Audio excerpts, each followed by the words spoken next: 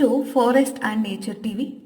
ಪ್ರಿಯ ವೀಕ್ಷಕರೇ, ನೀವು ಇನ್ನೂ ನಮ್ಮ ಚಾನೆಲ್ಗೆ ಸಬ್ಸ್ಕ್ರೈಬ್ ಆಗದಿದ್ರೆ ದಯವಿಟ್ಟು ನಮ್ಮ ಚಾನೆಲ್ಗೆ ಸಬ್ಸ್ಕ್ರೈಬ್ ಮಾಡಿ, ಬೆಲ್ ಬಟನ್ ಒತ್ತಿ, ಆಲ್ ಬಟನ್ ಒತ್ತಿ.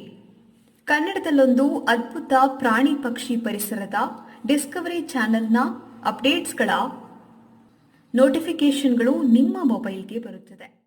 ಸಾಮಾಜಿಕ ಜಾಲತಾಣಗಳಲ್ಲಿ ಲೈಕ್ಸ್ ಹಾಗೂ ವ್ಯೂಸ್ ಪಡೆಯುವ ಹಪಾಹಪಿಗೆ ಬಿದ್ದ ರೀಲ್ಸ್ ರಾಣಿ ಶಿಲ್ಪಾ ಗೌಡ ಎಂಬ ಯುವತಿ ಕಾಡಾನೆಯ ತೀರಾ ಹತ್ತಿರ ನಿಂತು ರೀಲ್ಸ್ ಮಾಡಿರುವ ಆಘಾತಕಾರಿ ಘಟನೆ ಜಿಲ್ಲೆಯ ಪ್ರಸಿದ್ಧ ಪ್ರವಾಸಿ ತಾಣವಾದ ಹಿಮವದ್ ಗೋಪಾಲಸ್ವಾಮಿ ಬೆಟ್ಟದಲ್ಲಿ ನಡೆದಿದೆ.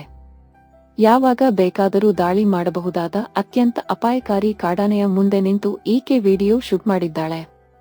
ಬಳಿಕ ಈ ದೃಶ್ಯಗಳನ್ನು ಜಯಲಕ್ಷ್ಮಿ ಎಂಬ ಹೆಸರಿನ ಸೋಷಿಯಲ್ ಮೀಡಿಯಾ ಖಾತೆಯಲ್ಲಿ ಅಪ್ಲೋಡ್ ಮಾಡಲಾಗಿದ್ದು, ವನ್ಯಜೀವಿ ಹಾಗೂ ತನ್ನದೇ ಪ್ರಾಣಕ್ಕೆ ಕುತ್ತು ತರುವಂತೆ ನಡೆದುಕೊಂಡಿರುವ ಯುವತಿಯ ಬೇಜವಾಬ್ದಾರಿ ವರ್ತನೆಗೆ ಜಾಲತಾಣಗಳಲ್ಲಿ ತೀವ್ರ ಆಕ್ರೋಶ ವ್ಯಕ್ತವಾಗಿದೆ.